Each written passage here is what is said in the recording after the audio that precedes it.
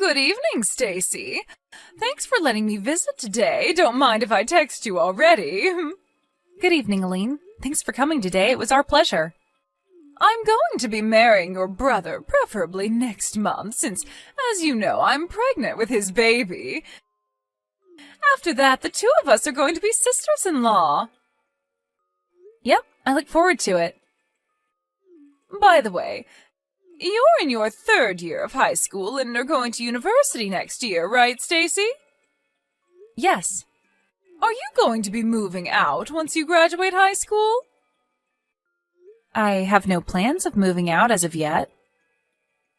Why not?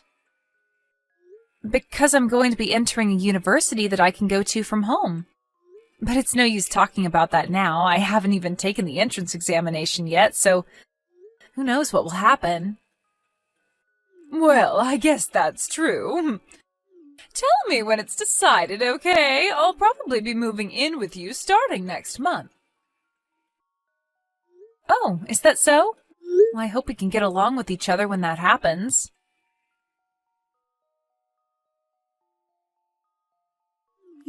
Hi, Stacy. Care to explain what's the meaning of this? What? My wedding ring was found in your room. I was looking for it these past few days since I thought I lost it, but to think that you stole it? Hold on, I did no such thing. But I found it in your room, under your desk, as if you were trying to hide it.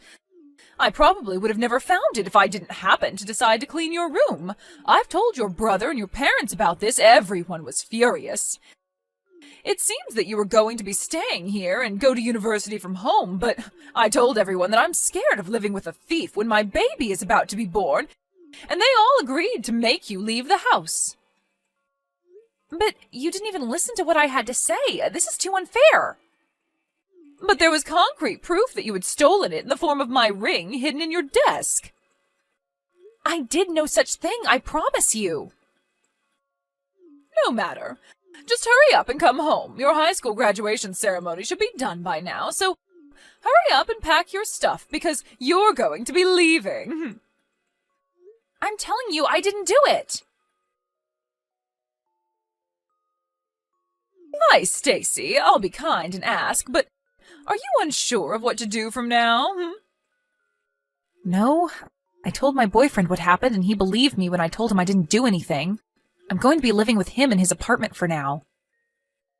Oh? Well, look at you. I didn't know that you had a boyfriend. Yes, we've been going out since the second year of high school. I'm extremely grateful since I'm going to have to pay for my living expenses and university tuition on my own from now on. You brought this upon yourself. You went and fooled even your boyfriend. You're so young, but already so devious. I didn't do anything, but don't worry, I have no intention of returning home. Is that so? But let me ask you one question. Why did you hide your ring in my desk? Well, I guess if you don't have any intention of returning, then... You see, I want to have a share in your family's property. Our property? Like I was saying, I wanted your property, so I seduced your brother, Charles, and made him drunk, bringing him into a love hotel.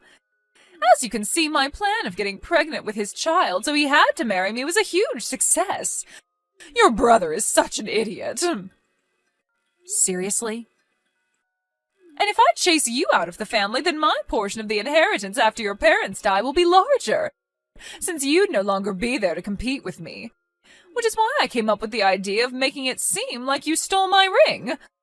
But it's also no use telling your parents about it now.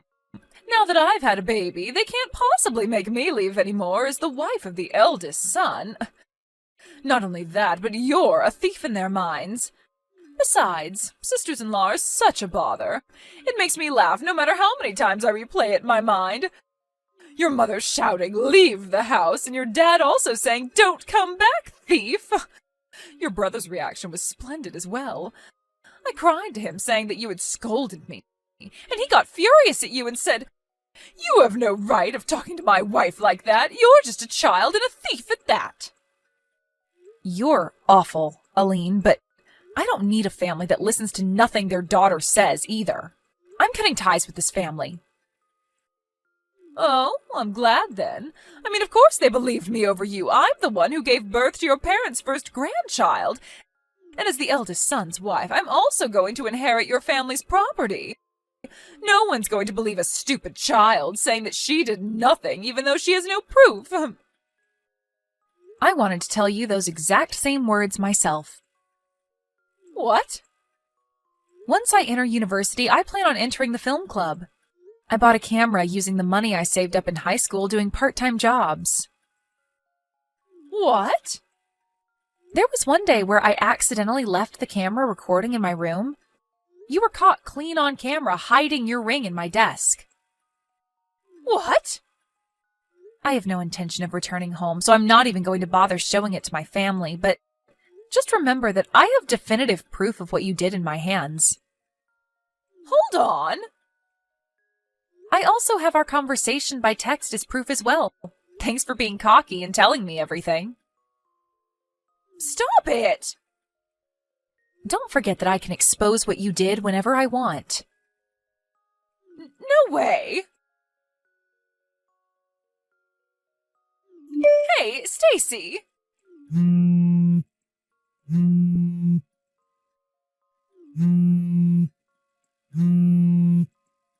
Stacy! Just what do you think you're doing? Oh, Aline, long time no see. Stop acting all calm. You know why I contacted you, right? Oh, I guess. You're talking about the movie that's currently in cinemas, The Empty Family and Me, right? Yes, but what happens in the later half of the movie is different, but the scene where the family kicks their daughter out of the house for a crime she didn't do, it caused a commotion in your family because it's what happened to you, no matter how you look at it. And doing some research, we found out that the novel that the movie was based on was written by your husband. Yes. So you went out of your way and told your husband about it? So you could have it published as a novel and even made into a movie? Don't you think that that's a little too evil? I told you a few days after I was kicked out of the house 10 years ago that I would be temporarily staying with my boyfriend at his apartment, right? My boyfriend at that time became my husband. Huh? I'm going to tell you this so you don't have any misunderstandings. My husband hasn't said that that novel was nonfiction, but neither did he say it was fiction. The novel that my husband wrote was a huge success and was made into a movie. That's all the truth to it. Whether you interpret it as what actually happened 10 years ago is completely up to you. Your family finally noticed. I was divorced because of it. Is that so? What's with that reaction? Because of you! It seems that my brother contacted my husband soon after the movie was released. What? My brother and my husband knew each other from before I was kicked out of the house and had each other's contact information. It even seems that my brother found out we married from a mutual acquaintance. Apparently my brother, after calming down, took his time to think about the incident more logically. But since all my parents could think about was their grandchild, he couldn't talk to them about it since they would always side with you. He spent the next 10 years unsure as to what really happened. But over time, my parents also started thinking a bit more logically. That movie was the final push they needed to be sure of my innocence. My brother had a lot of questions for my husband, so they met. And my husband told my brother everything that I had told him about the incident. Huh? He also showed him the camera evidence and screenshots of the conversation we had on text a few days later after I was kicked out. I had given them to my husband because he said that he wanted to use it as inspiration for his novel. No way! My husband, the author of that novel, he didn't tell me anything about it since I had already given up being reunited with my family. But I guess he just wanted to prove that I was innocent of the crime I was accused of 10 years ago and wanted to tell the world about it in one form or another. At least that's what I think. Are you being serious? Do you know what I had to go through because of that? The baby you gave birth to as part of your plan in making my brother marry you wasn't actually my brother's child, right? It seems that my brother told my husband about that as well. As he grew older, it became more apparent that the child's face and body features didn't look like those of anyone in the family. My brother, after watching the movie and hearing what my husband had to say, decided to test every possibility. So he had him and his son do a DNA test. It came out saying that his son wasn't related to him by blood. Why'd he have to tell your husband about that? Perhaps it's his way of making up for his sins. I also heard about the fight over who would take custody of the child. My brother's trying to take custody, saying that even if they weren't related by blood, he was still his son who he had raised the past 10 years. The child himself is closer to my brother and parents than he is to you. This, combined with other factors like finance and home environment, allowed my brother to successfully take custody. That's what happened, right? It wasn't supposed to go this way. To think that the forced marriage I had succeeded in making happen would fail 10 years later. I could have made it fail at any point by giving my family the evidence, you know. I just couldn't be bothered to do it. I knew your parents cut ties with you, so I didn't do anything since it might harm your child, who was innocent. What? Fast forward 10 years, and it seems like there's no need to worry about that anymore.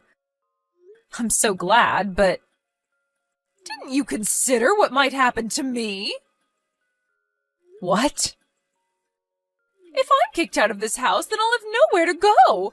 Did you have that in consideration when you let your husband publish his novel?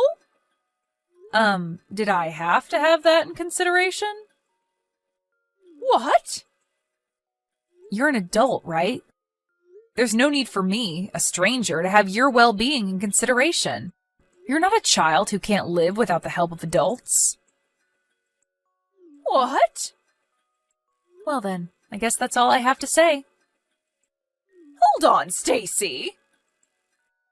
No matter what you say to me, there's nothing I can do for you. Not that I would, even if I could, though. Stacy! We were sisters-in-law, even if it was just a few months. Surely you must have some compassion left for me. There's no way I would have any compassion for someone like you. Goodbye. A few days later, I got a letter from my family apologizing for what they did, thanks to my husband's words saying that you should at least accept the apology as a way to put an end to this business. The stubborn feelings I had towards my family lightened just a bit. So I promised to exchange New Year's letters with them, even though I have no intention yet of coming home. My ex-sister-in-law Aline, on the other hand, it seems that thanks to the kindness of my brother, she was excused of having to pay child support in exchange for her division of property following the divorce, and the alimony she had to pay for cheating on my brother was basically nothing. But since she had no relatives to rely on and had been spending the past 10 years as a housewife in my parents' wealthy home, she was in huge trouble after my brother divorced her and she was kicked out of their home. She had to find a job as soon as possible, so apparently she just took on a random job that paid well, but it seemed the work environment she put herself in was quite harsh.